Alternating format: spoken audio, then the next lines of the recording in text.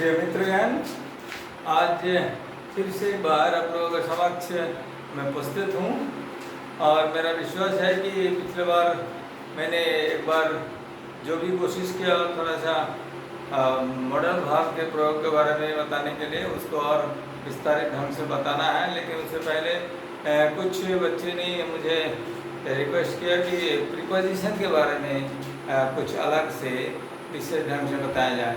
तो इसी उद्देश्य से आप लोगों के समक्ष मैं आज प्रीपोजिशन के बारे में बोलने आया हूँ और उसके गौर करेंगे तो निश्चित रूप से प्रीपोजिशन का प्रयोग के बारे में जो भी कन्फ्यूजन है और जो भी आपके किसी विषय में किसी तरह का शंकाएँ रहते हैं या संदेह रहते हैं कि आपका दुविधा रहते हैं, ये सब थोड़ा बहुत दूर हो जाएगा, ये मेरा पूरा विश्वास है। जैसे हम लोग देख रहे हैं कि ये जो वर्ड जो है प्रीपोजिशन सब कॉमन बात है, सबको जानकारी है कि प्री एक वर्ड है और पोजीशन एक है। तो प्री माने आगे और पोजीशन माने स्थान। तो प्रीपोजिशन क्या होता है? जहाँ नाउन के पहले उसके प्रयोग होता है और कोई भी वाक्य में और नाउन के साथ उस पहले जो नाउन प्रयोग हुआ है उसके क्या संपर्क है ये बताता है, इसीलिए इसका नाम रखा गया प्रीपोजिशन। तो ये प्रीपोजिशन के एक एक करके हम लोग प्रयोग करेंगे और जानेंगे, लेकिन आज संक्षेप में ये दो ही प्रीपोजिशन के बारे में हम यहाँ बताने की कोशिश कर रहे हैं। तो यहाँ लिखा हुआ है कि यूजेस ऑफ वन एट, ये दोनों है, टू इंडिकेट, क्या इंडिकेट करना है? To time. ये वन के लिए टाइम होता है, प्लेस वन के लिए प्लेस होता है, फिर एट के लिए टाइम होता है। आपको देखा जा रहा है किधर जा रहा है, एट के लिए प्लेस होते हैं और एट के लिए रेट भी होता है। तो और एक बार बता दो, ऑन हो रहा है एक बार टाइम के लिए और एक बार प्लेस के लिए, फिर ऐड होता है एक बार टाइम के लिए, एक बार प्लेस के लिए, एक बार रेट के लिए। तो कैसे कैसे इसका प्रयोग हो रहा है इसको गौर करिएगा तो निश्चित रूप से आपको ये विषय में आपका जो क्लियर अवधारणा है वो तैयार हो जाएगा। यहाँ पे हमने लिखा ऑन टू इंडिकेट, इंडिकेट माने निर्देश करना या दिशा दिखाना।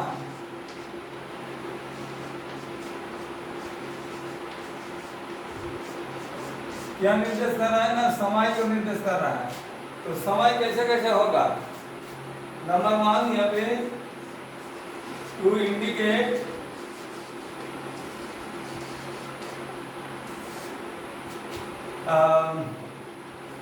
A particular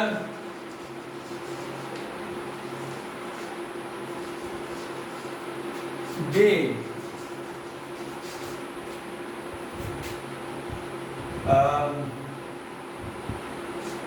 A particular day जब होगा, जैसे एग्जाम्पल अगर देंगे तो बताएंगे कि जैसे कि my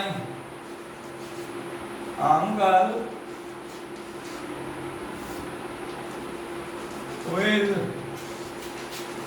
come here on Monday.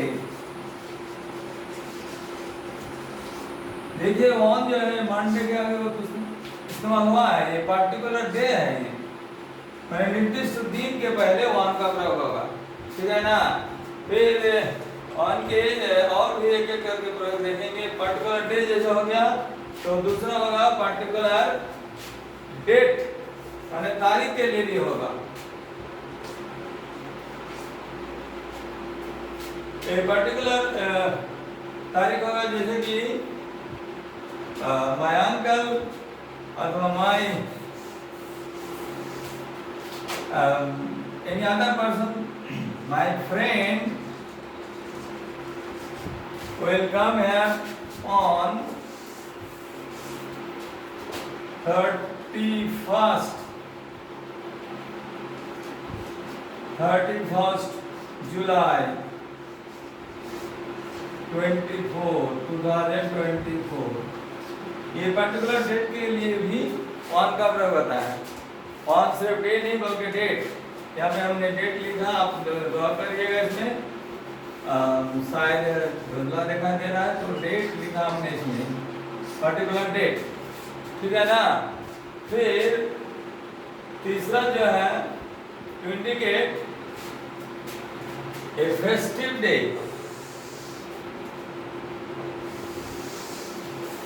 Festive day में कोई भी फेस्टिव डे, फेस्टिव माने कोई उत्सव, कोई त्योहार के समय आएंगे तो वो भी ऑन होगा। जैसे कि example, we shall visit uncle's house on Diwali. Diwali एक फेस्टिव है, दिवाली का एक दिन होता है शुरू और रात में इसको कार्यक्रम जारी रहता है। तो ये दिवाली के समय पे आएंगे कि हम लोग जाएंगे, यहाँ पे हुई भी हो सकता है, देरी हो सकती है, तो व्हील हो जाएंगे, जो भी हो। We shall visit uncle's house on Diwali. Diwali एक फेस्टिव डे है, तो इसके लिए वो ऑन का प्रयोग होगा। फिर ये तीसरा बात बताए थे, इस बात अगर चौथा बताएंगे टाइम के लिए, तो festive part of the festive day, part of the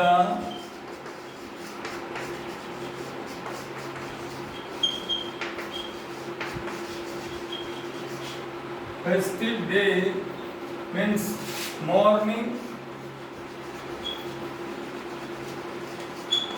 और इवनिंग। आपको शायद जानकारी होगा कि मॉर्निंग और इवनिंग के पहले इन होता है जनरली, लेकिन जब फेस्टिवल के मॉर्निंग होगा या फेस्टिवल के इवनिंग होगा तो उसमें इन प्रयोग नहीं होगा। ये सब जो अपवाद है, इसके अपवाद को आपको ध्यान में रखना है कि जब फेस्टिवल का डे होगा उस दिन का मॉर्निंग के लिए इन नहीं होगे, उस दिन के इवनिंग के इन नहीं होगे, ऑन हो जाएगा, ठीक है ना। एग्जाम्पल के रूप में आप देखें ये चौथा नंबर कि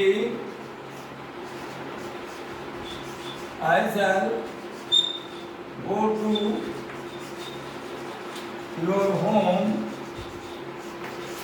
on दशहरा मॉर्निंग, और दिवाली मॉर्निंग भी लिख सकते हैं, कोई प्रॉब्लम नहीं। कोई भी फेस्टिव डे मॉर्निंग में on Diwali morning.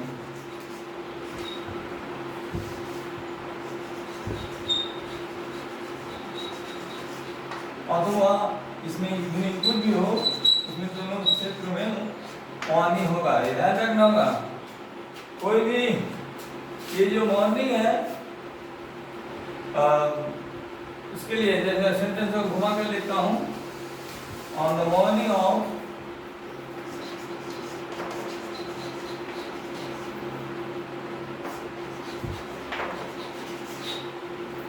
on the morning of Eid और अगली दिवाली, दिवाली के मॉर्निंग, ईद के मॉर्निंग हम आएंगे, अथवा उसमें मॉर्निंग हो सकता है, इवनिंग हो सकता है, ठीक है ना। तो आपको ध्यान रखना होगा कि जब वाक्य में प्रयोग होगा समय के लिए तो आपको कैसे कैसे प्रयोग करना होगा। तो इस बार अगले जो विषय देखना है कि on to indicate place, on जब प्लेस का इंडिकेट होगा तो उसके लिए होगा before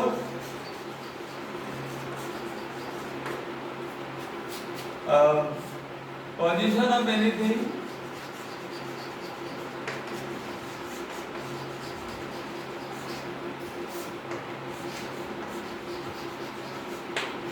at rest.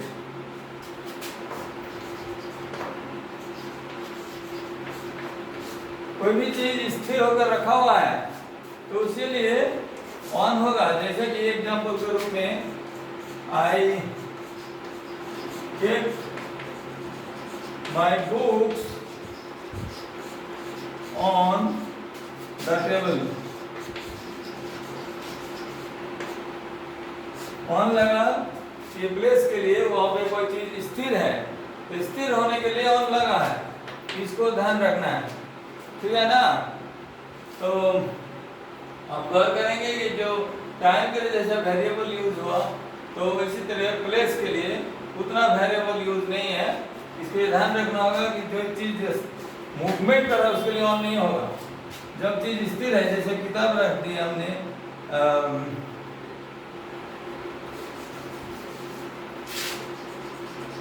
I kept my book on the table। अभी टेबल पे बुक स्थिर रहता है तो वो स्थिर चीज के लिए यहाँ पे ऑन का प्रयोग हुआ, ये ध्यान में रखना है। इस बार हम लोग एट का प्रयोग सीखेंगे। At to indicate time.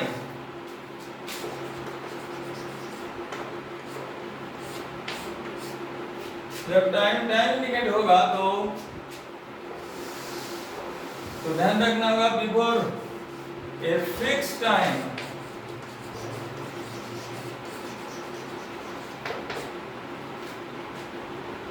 जब एट का प्रयोग होंगे एट समय के निर्देश करने के लिए तो एक फिक्स टाइम होगा। जैसे कि एग्जाम्पल के रूप में I reach my school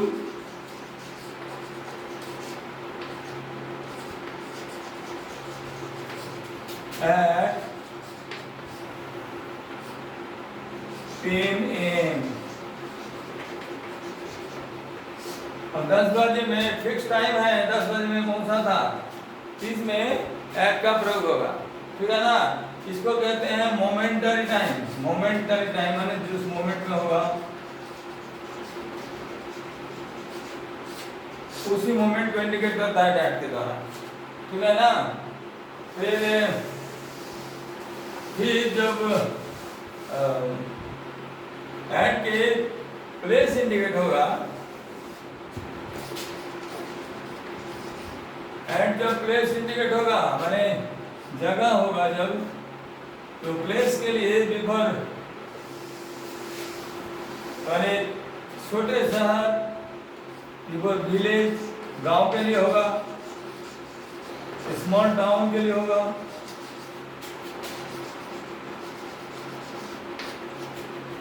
small residential area होगा,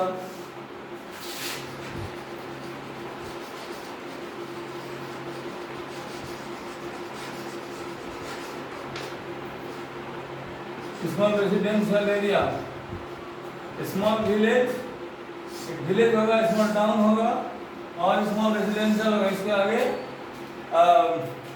सब जगह पे एट का प्रयोग होगा, ठीक है ना।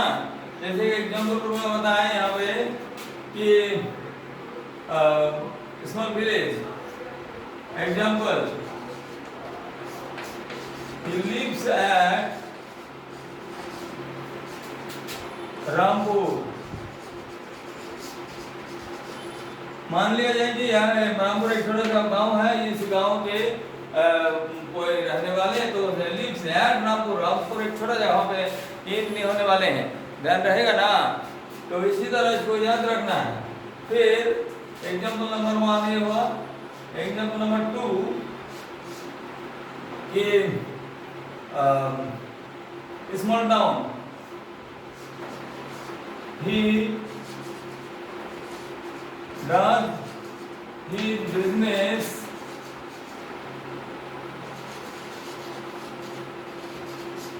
at लालगोला। लालगोला एक छोटा सा शहर है मुर्शिदाबाद के, तो यहाँ पे एट का प्रयोग हो रहा है, छोटा शहर, ठीक है ना। फिर तीसरा एग्जाम्पल अगर देंगे, तीसरा एग्जाम्पल देखेंगे कि उसमें क्या होता है कि residential area,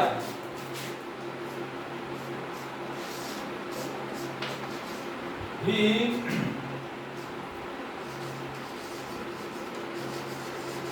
resides at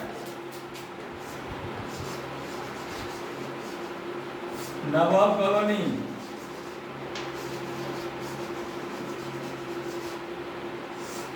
Nawab colony एक रेसिडेंशियल एरिया का नाम है। भागलपुर में स्टेशन के पीछे ऐसा एक कॉलोनी है जिसका नाम है नवाब कॉलोनी थी। वो छोटा जगह है, वो रेसिडेंशियल एरिया के पहले भी ऐड का प्रयोग होगा बने, जहाँ पे हम लोग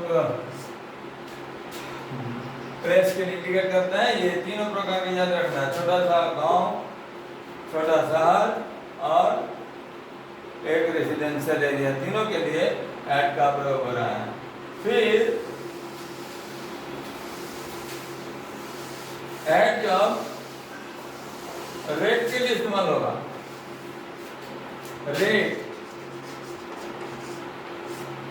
रेट माने कोई चीज का दर होता है, इसके किस दाम में कोई चीज बिकता है। तो जैसे कि तो बताएंगे एग्जाम्पल के रूप में,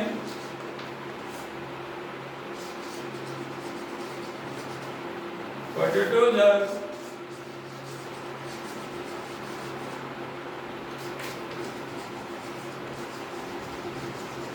sold at 35 rupees per kg।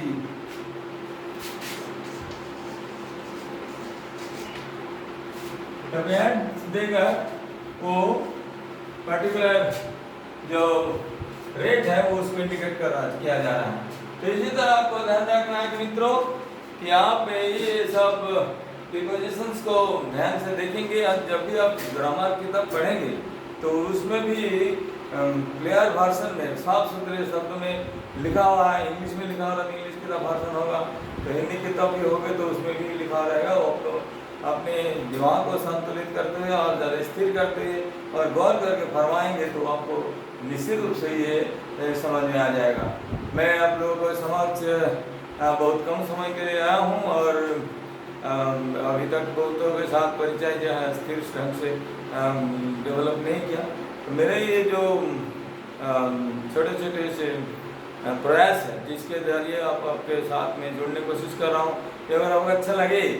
यह आपको याद है कि रहमान सैर जो सेंट एंड्रूज में पढ़ाया करते थे, या रहमान आचार्य जो गणपतराय सर्वप्रिय विद्या मंदिर के शिक्षक थे, आचार्य थे, ये दोनों के रूप में मैं जो भूमिका निभाए बच्चे के साथ मेरा जो रिश्ता टूट रहा और उनके साथ जो भावनात्मक रूप में मैं जुड़ा रहा, उसके चलते मैं अभी भी सोचता हूँ कि इसी तरह मेरे जो जिस बच्चे के साथ मेरा मुलाकात नहीं हुआ लेकिन वो विद्यालय में पढ़ता है या और कहीं के स्टूडेंट जो किसी विद्यालय में पढ़ता होगा, उसके अगर ये छोटा सा प्रयास कोई काम में आ जाए तो आपके निश्चित रूप से वो फायदा होगा।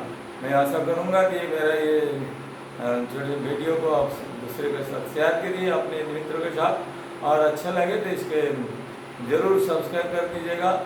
और ताकि भविष्य में जब भी मैं आप लोगों के साथ रूबरू होने की कोशिश करूँगा तो निश्चित रूप से ये रिलेशन जो है बना रहेगा और आपका जो मोबाइल में मेरा वीडियो पहुंच जाएंगे तो आप देख सकते हैं।